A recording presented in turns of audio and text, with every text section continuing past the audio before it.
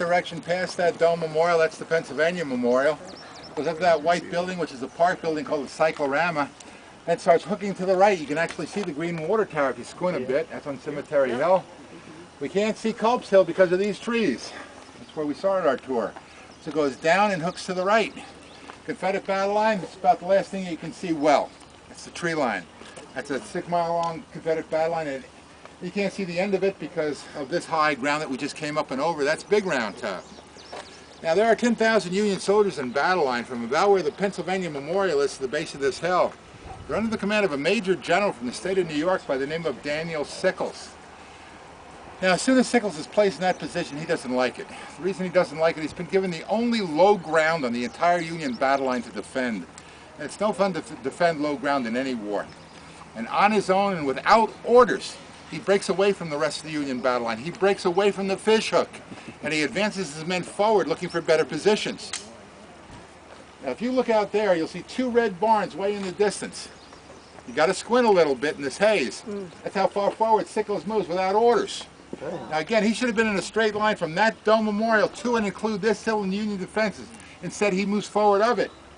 His battle line begins to the right of the last red barn, continues to the left past both red barns, until you see a clump of trees on the other side of these trees, about 3/4 of a mile away. That's the peach orchard. And that point then bends back somewhat toward us, through these trees, up and over the ridge line in front of us. He places his left flank in those rocks on the other side of that parked car down there. That's Devil's Den. So you can see Sickles is not where he's supposed to be. Big time, he's not supposed to be out there. When George Gordon Meade, the Union commander, finds out about this, he is furious. He goes looking for Sickles. And he finds Sickles about 3/4 of a mile away from this hill at 3:20 in the afternoon on that July 2nd. And when he finds him, he says, "Sickles, what have you done?" Sickles very calmly says, "Well, sir, I thought I could adjust my battle lines." Meade very sarcastically says, "Yes, General, but I didn't expect a general advance upon Richmond." Richmond's 187 miles south of here. Sickles, sensing the sarcasm and anger in Meade's voice, suggests that maybe he pulls back to where he should have been. Back to this hill, back to the low ground of the fishhook, reuniting with the rest of the Union battle line. Before he can give the order to his men to withdraw to these positions, that's when 54 Confederate cannon start firing at Sickles' positions.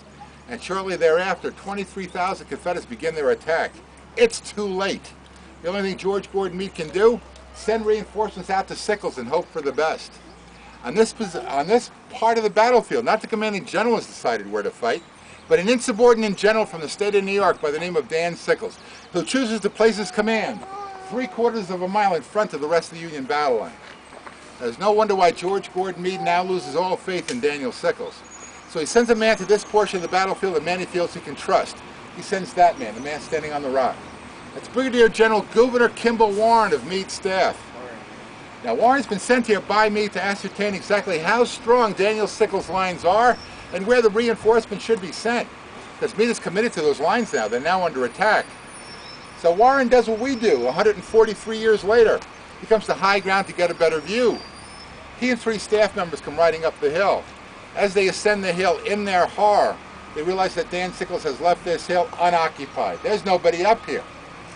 He gets off his horse, he climbs up on that rock, and if you were to do the very same thing and look over Warren's shoulder, what he's looking at is those open fields in the distance. What he sees coming across those fields are 1,650 Alabama and Texas Confederates. But they're not heading for any portion of Dan Sickles' lines. Instead, they're doing exactly what we just did. They're swinging around them. To do that, they're going to take on Big Round Top, but they're making for this hill. If they take this hill, where would they be? They would be behind Sickles' command. They'd be on high ground on the flank of the rest of the Union Army. He knows he better do something. He and his aides, they mount up, they go looking for Union soldiers. About a half a mile to your right, they find 1,450 Union soldiers under the command of a colonel by the name of Strong Vincent. And Vincent is told to get his command up here as fast as he possibly can. It is now a race to this hill. The Union soldiers win this race by 5 minutes. That's how close it came to utter disaster for the Union Army at Gettysburg. Now, when you defend a hill, you never defend it from the top of the hill. You never want to place your men in silhouette against the sky. Too good a target.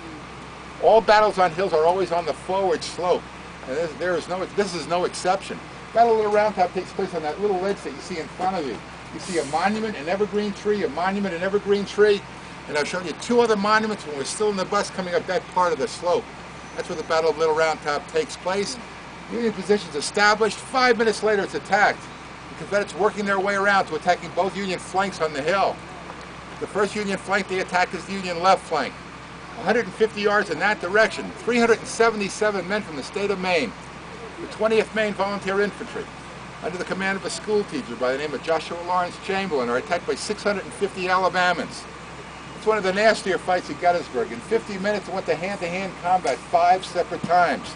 The fight degenerated to men throwing rocks at each other.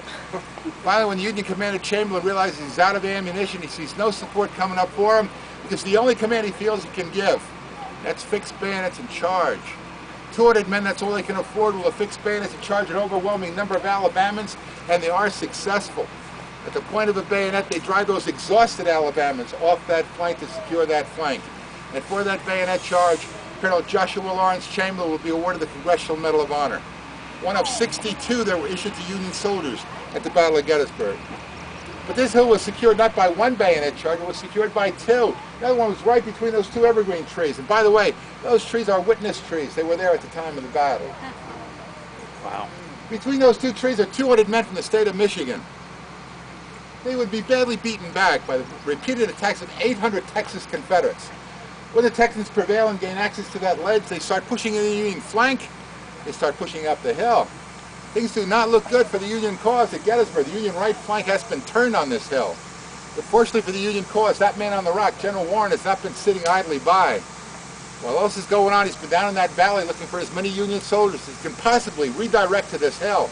And those Union soldiers begin to arrive. The first group to arrive are 535 New Yorkers, the 140th New York Infantry, under the command of Colonel Patrick Henry O'Rourke, who graduated first in his class at West Point in June of 1861. Anybody here know who graduated last in that class? Custer. Very good. The best and the worst of the class is 61. Well, anyway, O'Rourke has been told personally to get his command up here and waste no time about it. He's issued no orders for his men to load weapons. These are muzzle-loading rifles that took 20, 30, 35 seconds to lock and load. He wasn't about to take the time. He was going to get his men to the threatened area and then worry about the problem. When he comes up and over the crest of the hill, and it's where those 2 people are down there, he looks forward. What does he see directly in front of him? 800 Texans looking at him. There's still no time to load weapons. The only command he can give is fixed bayonets. 535 New Yorkers with fixed bayonets. Patty O'Rourke draws his sword, and with the words, "Down this way, boys," he leads them in a desperate bayonet charge, now against hundreds of Texans, turning their fire upon them. In a matter of 5 minutes, a third of the New Yorkers are shot down, including their colonel. O'Rourke is shot through the throat. He bleeds to death on this hill. The New Yorkers do not stop. They're now all over the Texans, and at the point of a bayonet, they drive the Texans off the slope to secure the flank in the hill. You know, the bayonet is not an overly used weapon in the American Civil War. Most soldiers use them for tent pegs and candle holders.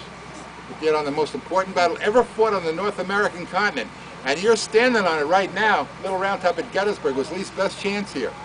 Both Union flanks are secured by desperate Union bayonet charges. That makes this one of the most studied military actions in the world. Any questions?